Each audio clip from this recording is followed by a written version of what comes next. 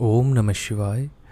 आज के वशीकरण के प्रयोग के लिए आपको जो सामग्री चाहिए वो सामग्री है मूर्ति चाहिए आपको, एक पात्र चाहिए, साथ ही में आपको सिंदूर, भोजपत्र, इत्र और आपको चाहिए रोली और कपूर। और ये मौली का धागा ज़रूर लीजिए और इसको आसन के ऊपर बिछा लीजिए। सबसे सर्वप्रथम आपको लेना है कपूर। कपूर की आपको 3 गोलियां लेनी है। मात्रा 3 ही रखिएगा, एक भी चीज़ अगर गड़बड़ होगी तो ये असर नहीं करेगा। 3 कपूर की गोलियां लीजिए। ये कपूर की गोली आग जलाने वाली है, जो कि पूजा पाठ में यूज़ की जाती है, पूजा पाठ में इसका इस्तेमाल होता है। आपको 3 कपूर की गोलियां ले लेनी है। इसको आपको पात्र में रखना है, कोई भी पात्र आप रख सकते हैं। फिर आपको भोजपत्र लेना है। देखिए सभी साधक और साध्वी, आज देख लीजिए, मैं आपको भोजपत्र दिखा रहा हूँ। ये होता है भोजपत्र। ये पेड़ की छाल होती है, एक तरह का पेड़ होता है, ये उसकी छाल होती है। बहुत ही सरल है, कहीं से भी आपको पूजा पाठ की जो सामग्री है वहाँ से आपको ये मिल जाएगा। ये एक छोटा सा पीस है, मैंने लिया। देखिए ये होता है भोजपत्र। आपको मैं पास से दिखा देता हूँ। ये भोजपत्र है, इसको आपको रख देना है सामग्री के साथ। इसके बाद मार्कर लीजिए और मार्कर से आपको सबसे पहले तो एक बड़ा सा स्वास्तिक बनाना है। और ध्यान रहिए, स्वास्तिक जैसा मैं बना रहा हूँ उसी प्रकार से आपको स्वास्तिक बनाना है। ये इस तरह से आपको स्वास्तिक बनाना है और आपको ये चिन्ह स्वास्तिक के आखिरी छोर पर ये लगा देना है। जैसा जैसे मैं कर रहा हूँ पूरा उसको कॉपी करिए। उसके बाद आपको ये अच्छी तरह से, पहले तो आपको ये पूरा बनाना है स्वास्तिक। जब स्वास्तिक बन जाए तो इसको पलट दीजिए और इसके बाद आपको स्वास्तिक के ऊपर उस इंसान का नाम लिखना है, लड़के का जो आप चाहते हैं, यानी कि आपको अपना खुद का अपना नाम लिख दीजिए। जिस तरह से मैं लिख रहा हूँ उसी तरह से आपको पूरा कॉपी करना है। और इसके नीचे, ठीक इसके नीचे आपको लड़की का नाम लिखना है, जो कि आप जिसको भी वशीभूत करना चाहते हैं। तो मैं उदाहरण के तौर पे नाम लिख रहा हूँ, आपको दिखा रहा हूँ। आपको ठीक इसी प्रकार नाम लिखना है और इसमें कोई भी त्रुटि नहीं करनी। और लास्ट में जब नीचे इसके एक स्वास्तिक का चिन्ह आपको फिर से बनाना है।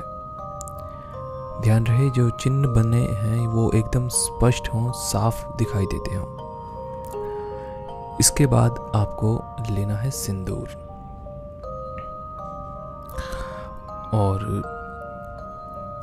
सिंदूर को आपका ये जो भोजपत्र है, भोजपत्र के ऊपर जो आपने नाम लिखे हैं इसके ऊपर आपको सिंदूर डाल देना है। थोड़ा सा, ज़्यादा नहीं, मात्रा थोड़ी सी होनी चाहिए, बस नाम मात्र के लिए। आपको थोड़ा सा सिंदूर कपूर पे भी डालना होगा।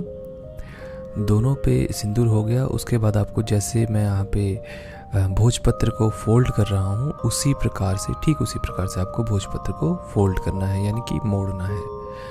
ध्यान रहे ये प्रक्रिया करते वक्त एकदम ध्यान चित्त होकर करें, किसी भी प्रकार के द्वेष भावना ऐसा मन में ना हो। सात्विक होकर करें, तभी ये प्रयोग काम करेगा। और ध्यान से करें, क्योंकि ये प्रयोग कई बार उल्टा असर भी कर देता है। तो इसको बिल्कुल वैसे ही करें जैसे मैं आपको दिखा रहा हूँ। ऐसे इसको फोल्ड करना है पूरा अच्छी तरह से। ध्यान रहे सिंदूर बाहर न गिरने पाए। जितना हो सके कोशिश करें कि सिंदूर जो है वो अंदर ही रहे, बाहर ना गिरे। और ठीक इसी प्रकार से इसको मोड़िए, जैसे कि मैं मोड़ के दिखा रहा हूँ। देखिए इस तरह से आपको ये पूरा टाइट करके मोड़ देना है, ताकि ये बिल्कुल एक तावीज़ के जैसे हो जाए। ऐसा होने के बाद आपको लेना है मूली का धागा और इस मूली के धागे पे आपको गांठ बांधना शुरू कर देना है। आपको 7 गांठें बांधनी होंगी इस मूली के धागे के ऊपर। आप अपने हिसाब से बांध सकते हैं, मैं आपको एक उदाहरण के तौर पे करके दिखा रहा हूँ। इस तरह से बांधिए 7 गांठें।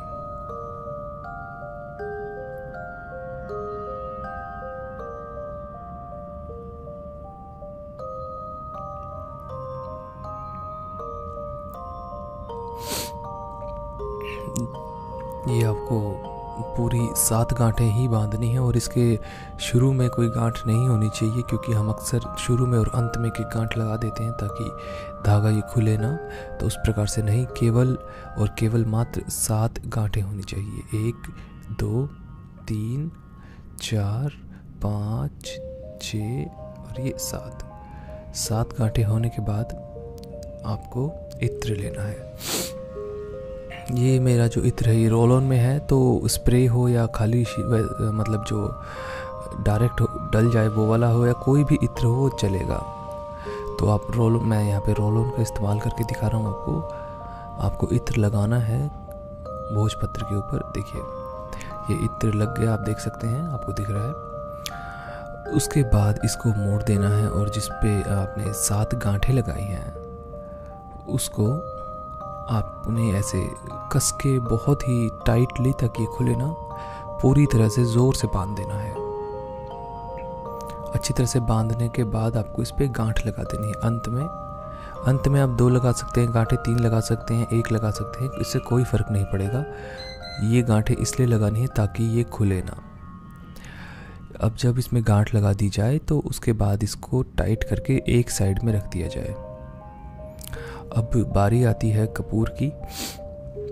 तो अब ये जो कपूर है हम इसमें आग जलाएंगे और जो कान्हा की मूर्ति है उसके पास आप उसको रख दीजिए। बिल्कुल ठीक इस प्रकार से कॉपी करिए जैसे मैं आपको बता रहा हूँ। जब आपके पात्र में आग जल जाए तो उसके बाद इसको 7 बार ऊपर से घुमाना है, जैसे मैं आपको घुमा के दिखा रहा हूँ। अच्छी तरह से 7 बार घुमाना है और ये वापस से अपने ये जो कान्हा जी हैं इनकी मूर्ति के पास, राधे कृष्ण दोनों की मूर्ति होनी चाहिए, उसके पास रख दीजिए। ये करते समय आपको कुछ भी नहीं करना, उनके पास रख देना और ये आग में आपको थोड़ा थोड़ा मतलब इस तरह से करना है, जलाना है थोड़ा सा। इसमें आप 6-7 बार ऐसे कर सकते हैं ताकि जो आहुति है ये इनको मिल जाए और ये दोनों सदा के लिए एक बंधन में बन जाएं।